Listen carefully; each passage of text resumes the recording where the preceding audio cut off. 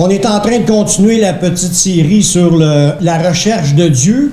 Comment ce qui est important que tous les chrétiens soient à la recherche de Dieu, pas juste le dimanche matin, ni le mercredi. Toute la semaine, on se lève, on ouvre nos yeux. Il faut déjà être en éveil spirituellement parlant pour chercher la face de Dieu. On a besoin, comme on l'a chanté tantôt, on a besoin du feu de Dieu. On a besoin de ses directions. On a besoin de l'œuvre qui vienne faire l'œuvre en nous, qui vienne nous équiper, qui nous révèle sa pensée. Il y a plein de choses qu'on a besoin de Dieu. Un chrétien n'a pas le droit de s'endormir. Quand on parle d'être endormi spirituellement, c'est d'arrêter de prier, d'arrêter d'être à l'écoute ou arrêter d'être attentif à la présence de Dieu, au mouvement de Dieu. Dieu va agir dans nos vies. Il y a des choses qu'il veut faire, mais il faut qu'on soit là. Si l'Esprit de Dieu, il se révèle puis il nous montre quelque chose, mais il faut être attentif. Puis il faut embarquer dans le mouvement de Dieu.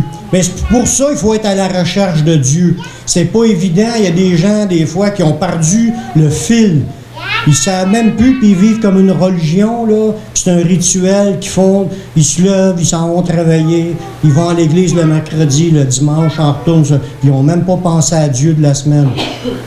C'est pas une critique, mais c'est un fait que ça l'arrive. On a perdu le contact, le fil conducteur. On a perdu d'être à l'écoute de Dieu, puis d'entendre sa voix. Quand il nous parle, quand on lit la parole, on sent qu'il nous montre des affaires. Il y a quelque chose qui se développe dans la vie d'un chrétien, c'est cette relation. C'est une vraie relation avec Dieu. Puis on a vu dernièrement, dans les 3 derniers messages, comme quoi on est en guerre présentement. Les chrétiens, pas juste les chrétiens, c'est l'ensemble de l'humanité qui est en guerre, mais les gens du monde ne le savent pas. Puis les gens acceptent tout ce qui se présente devant eux. Puis sans le savoir, ils tombent dans les pièges de leur chair, du monde et du diable. Les chrétiens, quand ils ont donné leur vie au Seigneur, parce que c'est là que ça commence, tu commences, tu acceptes Jésus, tu reconnais ton impuissance, tu reconnais que tu es pécheur, tu sais que tu ne peux pas te sauver toi-même, tu sais que Jésus est mort sur la croix pour te pardonner, puis qu'il veut te donner cette nouvelle chance, une deuxième occasion de repartir à zéro, comme une vie flambant neuve. Il te pardonne tous tes péchés, puis en plus de ça, il te donne le Saint-Esprit pour commencer cette nouvelle vie-là. Là, il te conduit à chaque jour parce que tu es repentant, tu as voulu changer de vie. Là, il te dit, bon, ben là, va par là, fais pas ça, touche pas à ça, puis fais ça. Là, il veut t'amener à ce que tu puisses te fortifier en lui. Puis là, on réalise qu'on est en guerre. On réalise qu'on... Wow, ça va donc bien mal depuis... Il y a des affaires qui vont bien, parce que quand tu as donné ta vie au Seigneur, il a commencé à te changer. Tu es heureux de ça, mais là, tu commences à t'apercevoir qu'il y a des chicanes dans ta famille, des chicanes qui n'étaient pas là avant, c'est à cause que tu as accepté Jésus. Tu parles de ta foi, puis les gens, ça les dérange. Là, tu commences à être dans le conflit avec les gens du monde. Tu es en conflit aussi. Wow, mon corps, il veut m'amener ce que Dieu veut pas que j'aille. Là, tu réalises que tu es en combat aussi dans ton corps, puis tu réalises que tu as des tentations que tu vivais pas avant. C'est l'ennemi qui vient, puis il te tente, puis il essaie de te faire tomber dans le péché. On est en guerre. On est en guerre, frères et sœurs. On est dans le combat. Le diable, le monde et notre chair sont nos pires ennemis. Mais comment qu'on peut combattre pour garder la victoire? C'est important, frères et sœurs, ce qu'on va voir aujourd'hui. On le sait qu'il y a un combat, puis on a vu dans chacun des combats que Jésus avait déjà donné la solution. Il a vaincu le diable, il a vaincu le monde, puis il a payé la dette de nos péchés, puis il nous a donné cette nouvelle nature qui fait mourir notre vieil homme. On a tout est accompli en Jésus. Mais comment je peux faire pour l'intégrer à ma vie, pour que je vive en permanence dans cette grâce-là, puis dans ce renouvellement-là que Dieu veut faire en moi? Comment marcher dans la victoire, puis persévérer dans le chemin resserré? Dans ce verset-là, dans Matthieu 7, 13 et 14, ça nous dit d'entrer par la porte étroite. Car large est la porte, spacieux est le chemin, un chemin spacieux qui mène à la perdition. La perdition, c'est que tu es perdu. Pour l'éternité, c'est une perdition éternelle d'être séparé de Dieu éternellement, d'être jeté dans un étang de feu. Large est la porte, spacieux le chemin qui mène à la perdition, puis il y en a beaucoup qui rentrent par là. Étroite est la porte. Resserrez le chemin qui mène à la vie, puis il y en a peu qui les trouvent. On a à s'apercevoir, frères et sœurs, ben nous, en tant que chrétiens, on l'a su, qu'il y avait deux portes. On le sait qu'il y a deux portes. Qui ne savait pas qu'il y avait deux portes? Puis on le sait que la porte étroite, c'est Jésus. Il faut que tu passes à Jésus si tu veux t'en aller dans le chemin resserré qui mène à la vie. Il faut que tu commences par passer dans la porte. Tu acceptes Jésus dans ta vie. On le sait tous qu'il y en a deux portes. Mais après ça, en arrière des portes, il y a un chemin. C'est le chemin resserré. Savez-vous qu'est-ce que ça veut dire, le mot grec que là pour le mot resserré? Resserré, pressé, être affligé, exposé à des tribulations, malheureux, persécuté. C'est ça le sens du mot. C'est un chemin de persécution, de tribulation, de malheur, être affligé, pressé, écrasé, opprimé. C'est tous des synonymes qui sont dans ce mot-là. Jésus, quand il a parlé du chemin resserré, il a parlé d'un chemin qui était difficile. Contrairement à certains prédicateurs qui disent « Accepte Jésus, tout va être parfait », c'est faux. Il n'y a rien. Oui, tu vas être pardonné. Oui, tu vas avoir la joie de ton salut. Mais tu commences à rentrer dans le chemin resserré. Un chemin de tribulation, d'épreuve, de souffrance. Il y a du malheur, il y a du bonheur, il y a de la joie. Tu peux avoir des bons moments, tu vas être béni, il y a des guérisons, des restaurations. Mais à cause qu'on est en guerre, c'est là le principal point. Pourquoi qu'on a ces tribulations-là? C'est à cause qu'on est en guerre. Y a-t-il un party de famille? Pas un party de famille, un party dans une guerre. Est-ce que tout le monde qui sont au front puis qui entendent les obus passer puis des balles qui sifflent puis sont tous couchés là, ça fait peut-être un mois qu'ils ont le même linge sur le dos puis qu'ils n'ont aucun... Ils mangent qu'est-ce qu'ils peuvent, là. Ils ont de la poudre, des rations en pack, là. Il y a un ration pack qui disent, des paquets de rations secs. Puis ça fait un mois qu'ils sont dans une tranchée puis ils n'ont pas de place pour aller aux toilettes. C'est vraiment difficile, la guerre, les balles sifflent, des corps étendus à terre de tes amis qui sont morts. Il n'y a aucun plaisir là. Mais la vie chrétienne, c'est un peu ça aussi. La guerre, les balles, les obus, les problèmes, les combats, les efforts à mettre pour combattre. Mais ça vaut la peine. Mais ça vaut la peine. Amen. Gloire à Dieu. Dans ce chemin-là qui n'est pas facile, je veux que vous le sachiez tout de suite, là, il est possible d'être sûr qu'on a la victoire. Amen. On est déjà dans une guerre gagnée d'avance, même si c'est pas facile. Mais comment je vais faire pour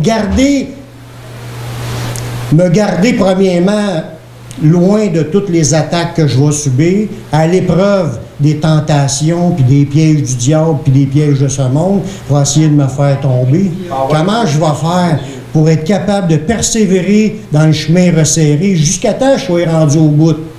On va se garder dans la présence de Yeshua. Il faut se garder dans sa présence. Il y a plein de points de même.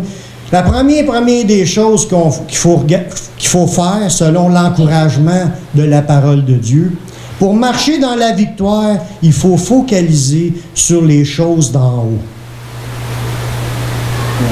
Amen. Les seules choses réjouissantes, les seules choses bénissantes, les seules choses grandioses, c'est, premièrement, qu'est-ce qu'il y a en haut? On trouve Jésus qui est là. On trouve aussi du ciel vient les bénédictions de Dieu, les promesses de Dieu, sa parole qui nous guide, toutes les révélations qu'il nous donne, les touches de son esprit, tout ce que Dieu peut nous communiquer. Il faut regarder aux choses d'en haut. Parce que si on regarde juste aux choses de la terre, on ne t'offre pas. Parce que des choses de la terre, c'est nos problèmes, nos difficultés, nos combats. Puis là, il y a de quoi se décourager. Il faut regarder en haut. Colossiens 3.1 nous dit « Si donc vous êtes ressuscités avec Christ, cherchez les choses d'en haut, où Christ est assis à la droite de Dieu. » Fait que, en tant que chrétien, il faut apprendre à focusser à la bonne place. Focusser, c'est un mot anglais. Focaliser. On regarde à Jésus et tout ce qui vient de Jésus, ses grâces, ses bénédictions, sa parole, ses promesses, ses touches de son esprit, de sa puissance, de ses dons, de ses guérisons, peu importe ce qui sort d'en haut, les bénédictions de Dieu, il faut regarder en haut, puis il faut rester attaché aux choses d'en haut. Amen. Avoir les yeux sur Jésus, imiter sa foi et combattre contre le péché. En Hébreux 12, les versets 1 et 2, ça nous exhorte exactement dans l'idée que je suis en train de vous dire là. Nous aussi donc, puisque nous sommes environnés d'une si grande nuée de témoins, rejetons tout fardeau et le péché qui nous enveloppe si facilement. Fait que c'est pas à Dieu que cette phrase-là s'adresse. C'est pas au Saint-Esprit que ça s'adresse. Ça s'adresse à nous, les combattants. C'est nous qu'il faut décider de rejeter nos fardeaux. Y a-t-il des choses qui nous écrasent aujourd'hui, qui nous abattent, qui sont lourdes, fatigantes, on est épuisés, on n'est plus capable? Il faut s'en débarrasser. Si c'est votre mari ou votre femme, débarrassez-vous-en pas. Priez plutôt pour elle. Vous pouvez vous débarrasser de votre fardeau à Jésus, mais pas de votre femme, ni de vos enfants, ni de ceux qui sont là. Il faut continuer à les aimer. Il dit, rejetons tout fardeau et le péché qui nous enveloppe si facilement. Et, une fois que tu es débarrassé de tes péchés et de tes fardeaux, tu vas être capable de courir. Il dit, courons avec persévérance.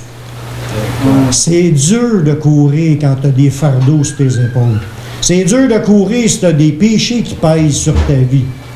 Mais si tu veux apprendre à courir dans le Seigneur puis courir dans la bonne direction, il faut premièrement se débarrasser. Puis là, on court dans la carrière qui nous est ouverte, ayant les regards sur Jésus. Il faut regarder en haut, frères et sœurs. Il faut avoir nos regards sur Jésus. Et si je vais apprendre comment est-ce que Jésus a pris ça, cette vie-là, lui, mais lisons les évangiles. Vous allez voir comment est-ce qu'il a été son combat, ses luttes, ses réponses, ses manières qu'il réagit dans les situations. En regardant les yeux sur Jésus, tu vas apprendre comment réagir. Ayant les regards sur Jésus, c'est possible de courir, puis de courir dans la bonne direction. Quand ça qu'on arrive dans notre vie, qu'on court dans la mauvaise direction? Quand on n'écoute pas. Quand on n'a plus les yeux sur Jésus. Là, on court après d'autres choses. Ça peut être n'importe quoi qui est dans ce monde, n'importe quoi qui nous tente, qui nous attire, qui nous fait voir, ah, ça a de l'air. Là, on court après ça. Non, on n'a pas à courir après rien. Il faut courir en ayant les yeux sur Jésus. Tu es sûr de courir dans la bonne direction. Jésus, c'est le chef et le consommateur de la foi qui, en vue de la joie qui lui était réservée, bien, il a souffert la croix, il a méprisé la honte, puis il s'est assis à la droite du trône de Dieu. Jésus, quand il était sur la terre, il a souffert. Dans Isaïe 53, ça parle de Jésus, ça nous dit « homme de douleur, habitué à la souffrance ». Jésus a souffert. Les apôtres ont souffert. Les disciples ont souffert. 2000 ans plus tard, nous sommes des disciples. Il faut s'attendre que ça ne sera pas facile. Jésus l'a dit aussi, c'est par beaucoup de tribulations qu'il faut rentrer dans le royaume. Je ne sais pas si c'est peut-être Paul qui a dit ça. Mais il dit d'avoir les yeux sur Jésus. Puis Jésus, là, il regardait en haut. Quand il était sur la terre, dans ses souffrances. Il regardait en haut et il dit, en vue de la joie qui lui était réservée. Là, il a subi ses souffrances. Il avait les yeux en haut en vue de la joie qui l'attendait. Quelle était cette joie, vous pensez? Il regardait à Dieu son Père, le fait qu'il savait qu'il était pour aller le rejoindre. Puis il y a eu d'autres joies par la suite, qu'on le voit dans la parole de Dieu. Il dit à chaque fois qu'un homme se convertit, mais il y a plus de joie devant les anges de Dieu pour un seul pécheur qui se repent. Ça veut dire qu'à chaque fois qu'un pécheur se repent, il y a de la joie devant les anges de Dieu. Qui est devant les anges de Dieu? C'est Jésus. Jésus est dans la joie quand un homme se convertit. Jésus, si on reprend ce passage-là, il regardait la joie qui lui était réservée, puis il savait que ça sauverait d'autres personnes. Il savait qu'on serait sauvé, qu'on accepterait son salut, puis qu'on se retrouverait avec lui. Puis ça créait de la joie dans Jésus. Ça lui a donné du courage pour passer à travers de ces épreuves dans le chemin resserré que lui, il devait passer. Il fallait qu'il prenne sa croix puis qu'il nous demande à notre tour de la prendre. Fait qu'il faut avoir les yeux sur Jésus. Vous n'êtes pas seul à souffrir dans votre vie chrétienne. S'il y en a qui n'ont pas commencé à souffrir dans leur vie chrétienne, peut-être vous parlez pas assez de Jésus. Jésus a dit, quand on parle de lui, il dit, c'est comme si tu es en train de parler, tu parles dans le nom de Jésus, puis tu parles dans le nom de Dieu le Père. Il dit, quand tu parles, s'ils te reçoivent, ils me reçoivent, puis ils reçoivent celui qui m'a envoyé. Puis s'ils vous rejettent, ils rejettent Jésus, puis ils rejettent Dieu le Père. Peut-être qu'en rentrant plus dans le combat, vous allez vous apercevoir qu'il y a des répercussions, des paroles, des situations qui peuvent nous arriver. Puis je ne vous souhaite pas que ça arrive, mais ça allait arriver à tout le monde de vivre des problèmes à cause de leur foi. Puis Dieu nous demande, regarde à Jésus, regarde comment il a traversé sa vie, puis imite sa foi. Jésus marchait par la foi lui aussi. Il n'était pas dans le ciel, il était sur la terre, dans un corps humain, pareil comme nous, puis il entendait son Père lui dire, fais ci, fais ça, dis ça, puis il obéissait, il avait les révélations à mesure. Ce qu'on a besoin par la suite, une fois qu'on a compris qu'il fallait avoir les yeux sur Jésus pour nous donner du courage, puis nous donner un désir de vouloir avancer, on a besoin de comprendre quel est le plan de Dieu. Savez-vous le plan de Dieu pour chacun de vous? Il y a des choses qu'on peut savoir d'avance. Oui, je le sais, il y a des choses que je sais déjà. Il y a des choses, tu vas les apprendre au fur et à mesure dans le développement de ta vie chrétienne. Il y a des affaires que tu ne sais pas quand tu t'es converti, tu ne sais pas dans tout ce que tu t'engages quand tu acceptes Jésus, mais il y a des choses de base qu'il faut déjà que tu commences à apprendre.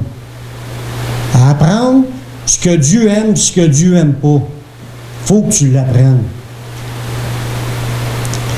Savez-vous que nous sommes destinés à avoir une bonne connaissance de la parole de Dieu? C'est notre destin. Quand que tu viens au Seigneur, c'est déjà dans le plan de Dieu que tu deviennes un connaissant de la parole de Dieu, que tu reçoives des révélations, apprendre à connaître ce que Dieu aime, ce que Dieu n'aime pas, pour que tu saches dans quel chemin marcher, puis quelles sont les œuvres que Dieu a préparées pour toi. Afin de connaître la volonté de Dieu, tu as besoin d'avoir cette révélation-là. Y a-t-il quelqu'un qui aime recevoir les révélations de Dieu? Y a-t-il quelqu'un qui aime, je viens de lire ce passage-là, il m'a frappé, je suis béni de ce que je viens de lire dans ce passage-là, ou j'ai entendu quelque chose dans la prédication, que ça a touché mon cœur, ça m'a fortifié, mais c'est des perles, c'est notre trésor. Toutes les révélations qu'on a de la parole, c'est des bénédictions que Dieu nous donne, parce qu'on est béni au bout de pouvoir connaître les choses de Dieu. Amen. Parce que c'est pas révélé à tout le monde. C'est révélé spécialement à ceux qui ont été appelés et qui ont répondu à l'appel. C'est qui ça? C'est nous.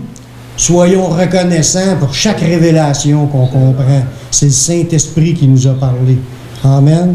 Amen. Dans Éphésiens 1, les versets 8 et 9, ça nous dit « Dieu a répandu abondamment sur nous par toute espèce de sagesse et d'intelligence, nous faisant connaître le mystère de sa volonté.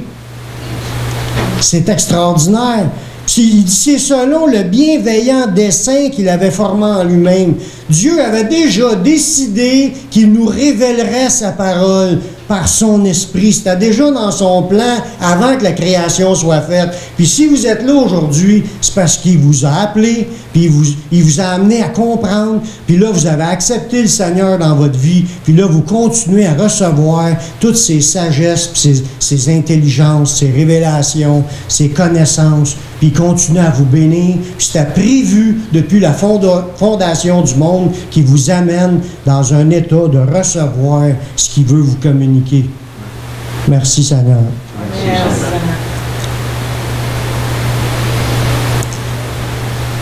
Après ça vient une autre étape dans notre vie chrétienne. Si on veut marcher dans la victoire, il faut que tu aies les yeux sur Jésus, il faut que tu reçoives la révélation, il faut que tu saches où tu t'en vas.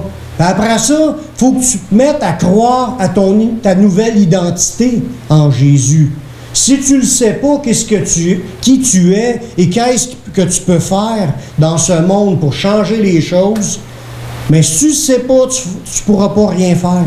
Il est important que nous croyions à notre nouvelle identité. Quand on reçoit les révélations de sa parole, il faut grandir dans nos convictions. Faut que tu arrives à être convaincu de ce que tu es.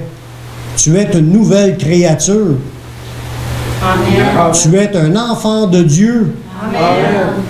Tu marches, tu es un soldat de Jésus-Christ. Amen. Amen. Le savez-vous? Oui. Vous êtes des représentants de Dieu sur la terre, des ambassadeurs. Amen. Gloire à Dieu. On commence à apprendre notre identité. Il faut que vous le sachiez, parce que vous avez un rôle à faire avec cela sur cette terre. Tu veux marcher dans la victoire, tout est accompli en Jésus. Il faut que tu les prennes, ces choses-là que Dieu t'a données, puis que tu t'équipes, puis tu le sais qu'est-ce que tu as, puis tu commences à l'utiliser. Mais il faut que tu sois convaincu. Si tu n'es pas convaincu, là, tu marches dans ta vie chrétienne dans des doutes, l'ennemi le voit que tu es dans des doutes. Il ne te voit pas confesser les versets de promesses, de paroles. Tu ne prends jamais autorité dans le nom de Jésus pour le chasser. Lui, ça ne fait plus peur, là. Il peut agir sur toi et t'entraîner comme qu'il veut, ou tu ne réponds plus aux attaques de ta chair, des tentations de ta chair.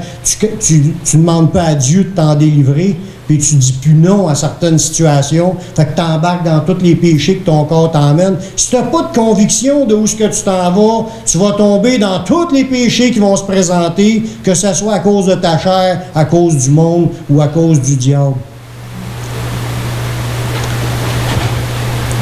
Il faut grandir dans notre conviction et croire quel est notre rôle que nous avons aujourd'hui dans ce monde. Dans 2 Timothée, le verset 3 verset 16, ça nous dit « Toute écriture est inspirée de Dieu. » Fait que le livre que nous avons, là, c'est de l'inspiration de Dieu. C'est la parole de Dieu. C'est de l'inspiration de Dieu. Puis toute l'Écriture est inspirée. C'est Dieu qui a donné les pensées aux gens qui est en train d'écrire. C'était pour un but. C'était utile pour nous enseigner, pour nous convaincre, pour corriger, pour instruire dans la justice. Le point que je vous donne, je vais peser ce matin, c'est un livre inspiré de Dieu dans le but de vous convaincre. Pas juste convaincre d'accepter Jésus. Il faut que vous soyez convaincus de votre nouveau rôle que vous avez en Jésus. Si vous voulez marcher dans la victoire, il faut que vous soyez pleinement convaincus. Il faut arrêter de douter, là. Nous sommes des enfants de Dieu, des représentants de Dieu sur la terre. Nous sommes des soldats de Dieu équipés avec toutes les armes de Dieu. Et nous pouvons, par la grâce de Dieu, faire des changements dans ce monde. Le changement commence dans notre vie. Mais après ça, quand tu parles de Jésus avec foi, conviction, puis tu en parles de la bonne façon parce que tu l'as compris, tu peux amener d'autres personnes à ce que leur vie soit changée, transformée, puis qu'ils soient sauvés.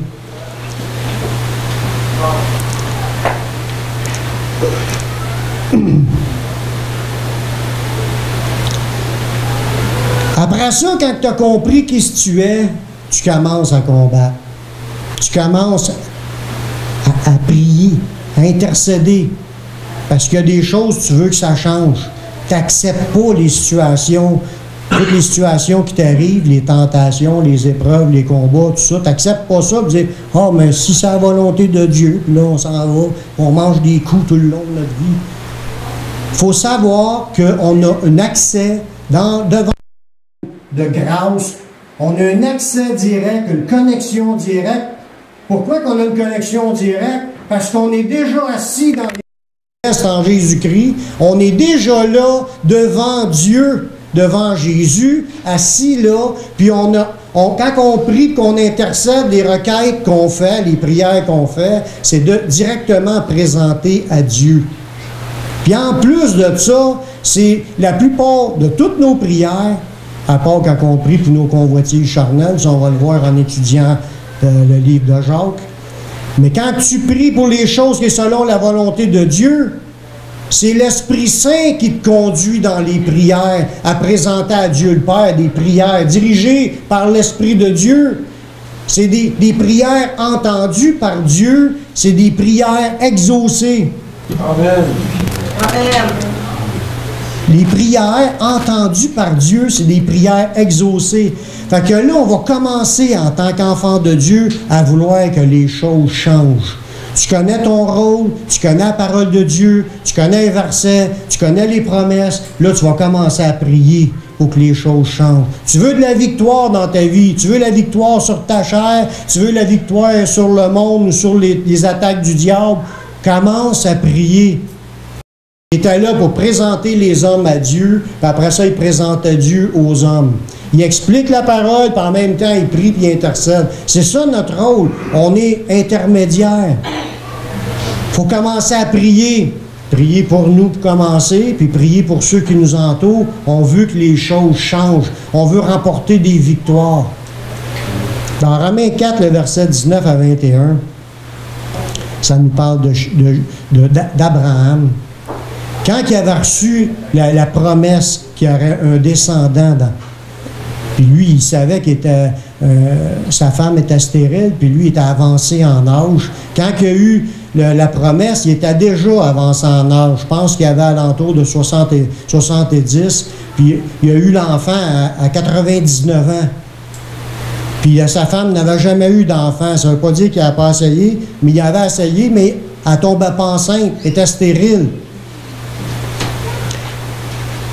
Dans Romains, au chapitre 4, le verset 19 à 21, ça nous dit, regardez bien comment est-ce que Abraham a marché dans la prière, dans la foi, aux promesses.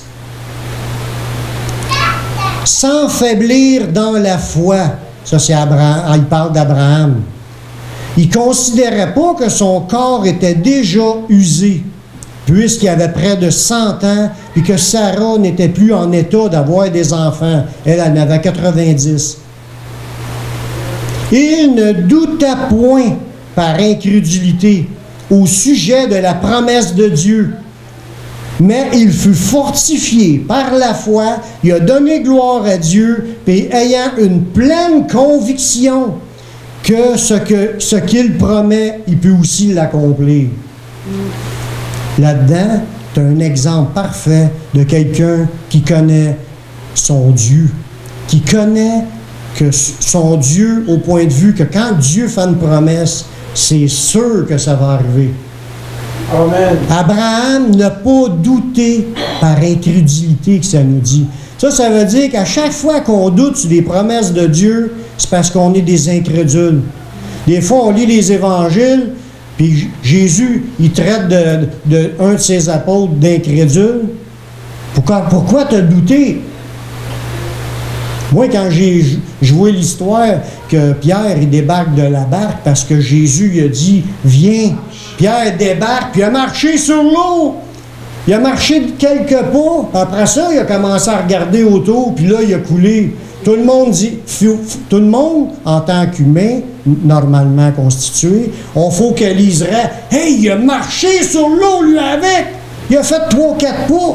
Jésus n'a pas regardé le bout qu'il a marché. Jésus a critiqué le bout pourquoi il a douté.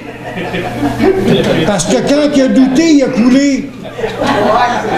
Nous, on serait encouragés, on en a fait quelques-uns des pas. Mais c'est quand tu coules, c'est parce que tu as douté. Jésus leur a reproché leur incrédulité.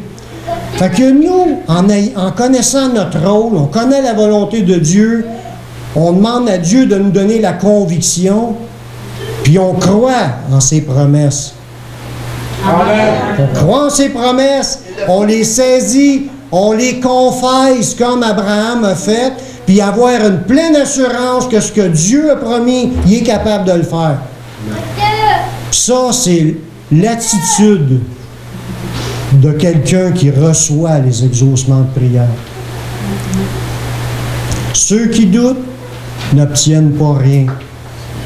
Il dit, c'est comme Jacques, ça dit dans Jacques, on l'a vu dans l'étude, si quelqu'un d'entre vous manque de sagesse, qu'il la demande à Dieu, qui donne à tous, simplement et sans reproche, elle lui sera accordée, mais qu'il la demande avec foi, sans douter, parce que si quelqu'un doute, il est comme les flots de la mer agités par les vents. Il dit qu'un tel homme ne s'imagine pas qu'il recevra quelque chose du Seigneur, parce que c'est un homme irrésolu et inconstant. Si on se met à douter ses promesses quand on les demande, on est irrésolu et inconstant, puis qu'on ne s'imagine pas qu'on va le recevoir. Ceux qui reçoivent, c'est ceux qui ont une ferme assurance, comme Abraham. Il dit sans faiblir dans la foi. Dieu veut qu'on se maintienne dans la prière, qu'on garde la foi, qu'on demeure dans l'attente des délivrances du Seigneur selon ses promesses, sachant que Dieu est fidèle. Le savez-vous que Dieu est fidèle? Oui. Puis Dieu ne peut pas être infidèle, parce que Dieu il est juste, puis il a promis d'être fidèle. Il dit si on est infidèle, il demeure fidèle. Mais si on le renie, il nous reniera.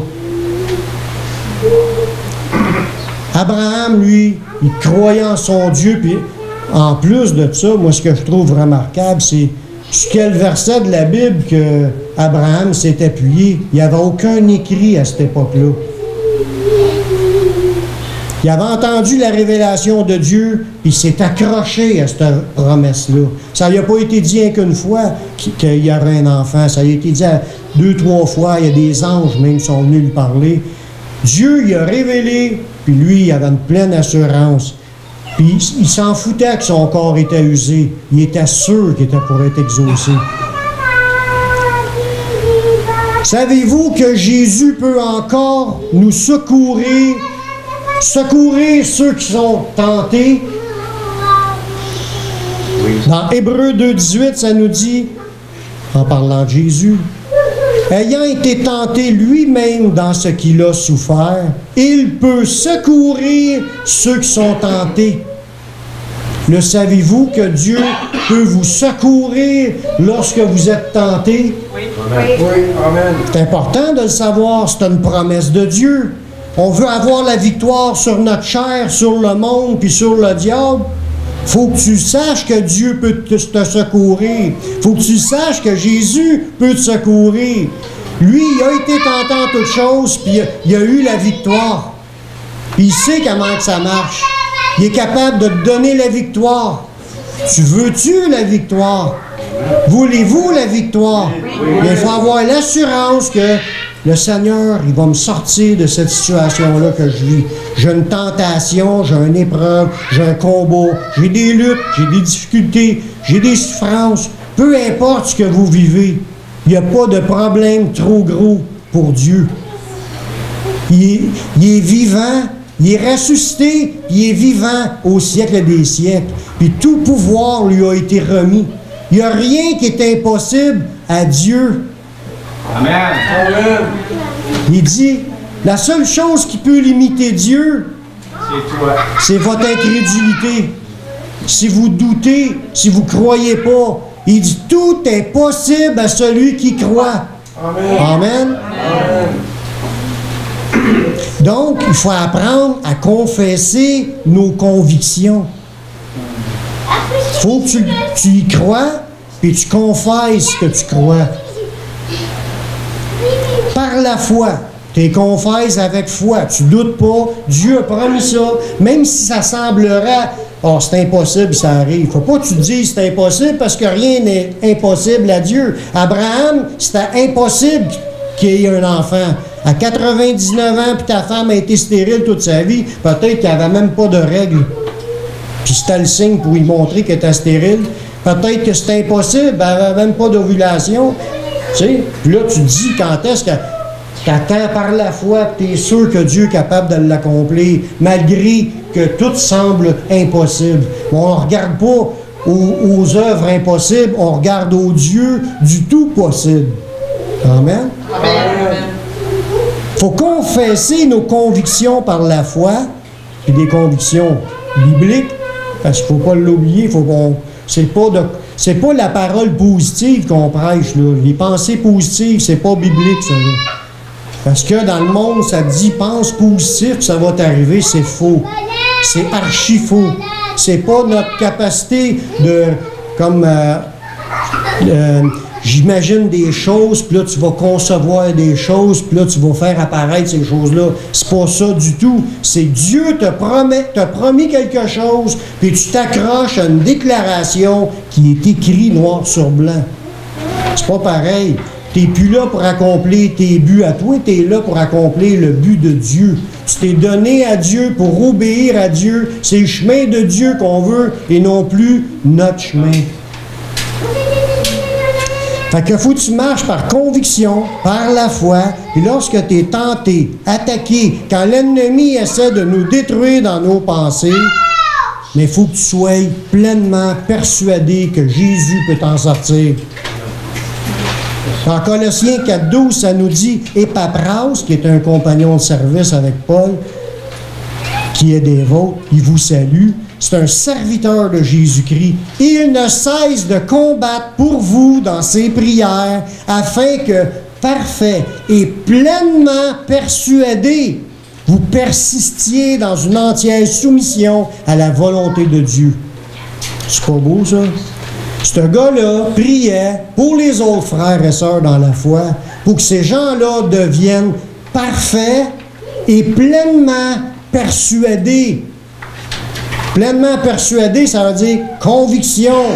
Tu es convaincu, il n'y a aucun doute.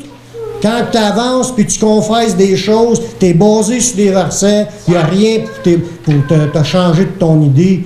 Tu es à cheval sur les versets. C'est ça que tu es, à cheval sur les versets. C'est ce que Dieu veut nous amener, chacun de nous, à être pleinement persuadé. Y a-t-il quelqu'un qui a déjà eu des doutes? Moi, je lève ma main. J'ai déjà eu des doutes. Puis vous n'avez pas besoin d'être gêné de dire que vous avez déjà eu des doutes. C'est impossible que vous n'ayez pas déjà eu. C'est qu'il faut que tu arrives à renverser les doutes. Il faut que tu saches que tu as un doute. Si tu n'as jamais eu de doute, j'en doute. J'en doute. Tout le monde a eu des doutes sur ce que Dieu a déclaré. Que ce soit avant notre vie chrétienne, non seulement qu'on avait des doutes, mais on riait de ça. On servait des versets pour faire des farces. C'est un sujet de moquerie. Mais à un moment donné, par exemple, quand tu commences à expérimenter, tu as eu la foi, tu es convaincu que tu étais pécheur, tu acceptes Jésus, puis tu vois les miracles qui se passent dans ta vie, puis les exaucements de prière. Il y a quelque chose qui se passe de surnaturel. C'était pas là la semaine d'avant. Puis là, c'est là. Parce que c'est Dieu qui est en train d'agir. C'est normal, c'est la nouvelle nature. Les choses anciennes, c'est passé. Voilà, toutes choses sont devenues nouvelles. Fait que là, tu as une persuasion qui commence à se bâtir. Tu t'en viens convaincu. Peut-être pas sur tout, parce qu'il y a des sujets qu'on vit, des épreuves. Pourquoi que ça m'arrive, ces affaires-là? Puis on se demande des fois, je suis encore aimé par Dieu? Dieu m'aime ça encore? Là, on peut avoir même des doutes sur notre position en Jésus. Mais il faut s'accrocher au verset de la parole, parce que c'est notre foi qui fait le changement. Dieu regarde notre foi. C'est pas les circonstances qui comptent, c'est notre foi. Avoir la foi dans ses déclarations. Dieu a dit telle affaire, mais c'est telle affaire que tu as dans ta pensée. S'il dit d'autres choses, c'est l'autre chose que tu prends. Faut baser nos idées, nos visions, nos buts, nos objectifs selon ce qui est écrit. Tu ne te tromperas pas. Il veut nous amener à être pleinement persuadés. Vous avez eu des doutes, moi aussi j'en ai eu des doutes. Et Papras priait pour que toute la gang de cette église-là puisse être pleinement persuadée. Fait que commençons, si on ne l'avait jamais fait, commençons à prier les uns pour les autres pour que Dieu nous amène dans une position pleinement persuadée, convaincue, inébranlable, qu'on ne branle pas dans le manche. Quand tu viens peinturer dans un rouleau et que le manche est slack, là, le rouleau se promène d'un bord puis de l'autre à chaque fois que tu bouges le manche. Mais à un moment donné, tu beurres l'autre bout que tu ne voulais pas beurrer. Ça ne travaille pas bien avec un manche slack. Mais en tant que chrétien, il ne faut pas que tu branles dans le manche. S'il y a du vent sur ce bord-là, tu penches sur ce bord-là. Puis s'il y a du vent sur ce bord-là, tu penches sur ce bord-là. On ne marche pas au vent du monde. On est basé sur la parole de Dieu, puis c'est du roc. On reste solide, les deux pieds rentrés avec des racines profondes, puis on reçoit la sève de la parole, puis de l'Esprit Saint. On se fortifie pour être des arbres qui portent le fruit en leur saison, puis dont le feuillage ne se flétrit point. Puis tout ce qu'on fait réussit. C'est ce que ça dit dans le Proverbe 1. La vie chrétienne, c'est pas quelque chose de passif, qu'on se laisse aller. Oh, si Dieu le veut, on se laissera aller sur ce bord-là. Si Dieu le veut, là, ça vente sur ce bord-là, on est rendu sur ce bord-là. Puis, comme tu te laisses aller, c'est pas du tout cela, la vie chrétienne. La vie chrétienne, c'est une vie active. Tu as des décisions à prendre, tu as des choses à dire oui, puis tu as des choses à dire non. Dans 1 Pierre 3,15. Il faut toujours être prêt à faire des interventions. 1 Pierre 3,15, ça dit « Sanctifiez dans vos cœurs Christ le Seigneur, étant toujours prêt à vous défendre. » Êtes-vous prêt pour vous défendre? Êtes-vous prêt à prendre position pour Jésus? Oui. Il faut que vous soyez déjà. Si vous rencontrez quelqu'un en sortant de l'église, puis vous n'êtes pas prêt, vous allez rencontrer quelqu'un, vous n'êtes pas prêt, puis là, vous n'y en parlez pas. Si tu es prête, tu as déjà prié pour ça, tu es déjà dans ta pensée un actif. Aussitôt qu'il va y avoir une occasion, tu sautes sur l'occasion, puis tu es content d'avoir eu une occasion, puis tu vas remercier Dieu pour l'occasion que tu as eue. Être actif. Mais Dieu veut nous rendre comme ça. Si on veut marcher dans la victoire, il faut être persuadé, puis là, commencer à prendre des décisions. Puis être prêt tout le temps à prendre les bonnes décisions. Puis quand il arrive une tentation de quelque chose qu'on sait qu'on peut être tenté, mais tu es déjà prêt à la refuser. Lorsqu'on fait face aux tentations, que ce soit du diable, de notre chair ou du monde, par des objets qui nous entourent, notre attraction physique est amorcée par nos convoitises, mais il faut apprendre à résister, à dire non. Il faut que tu sois déjà prête que ça peut arriver une tentation. Là, ton corps, il a le goût, là. Surtout, il y a des affaires qu'on le sait. La sexualité, aujourd'hui, t'en as à tous les coins de rue. Tu vas sur ton ordinateur, tu trouves... Ça m'est arrivé sur Facebook cette semaine, puis dans mon show, ça me marque que quelqu'un a partagé de quoi en m'identifiant.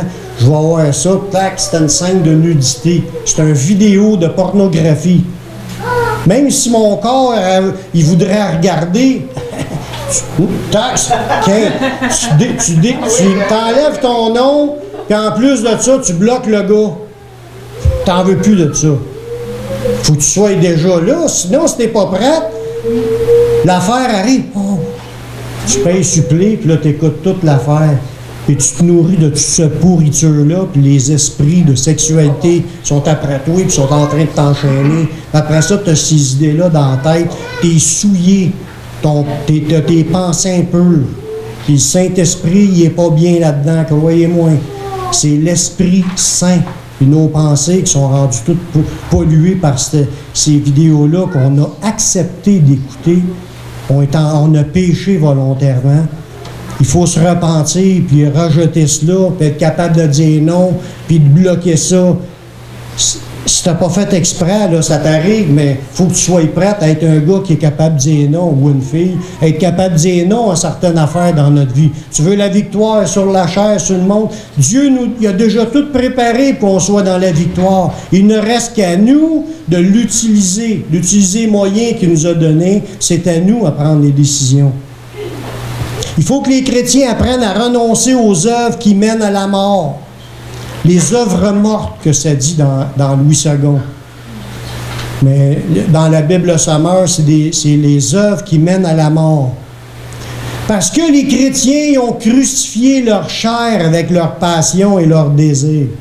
Je parle des passions et des désirs de péché, là.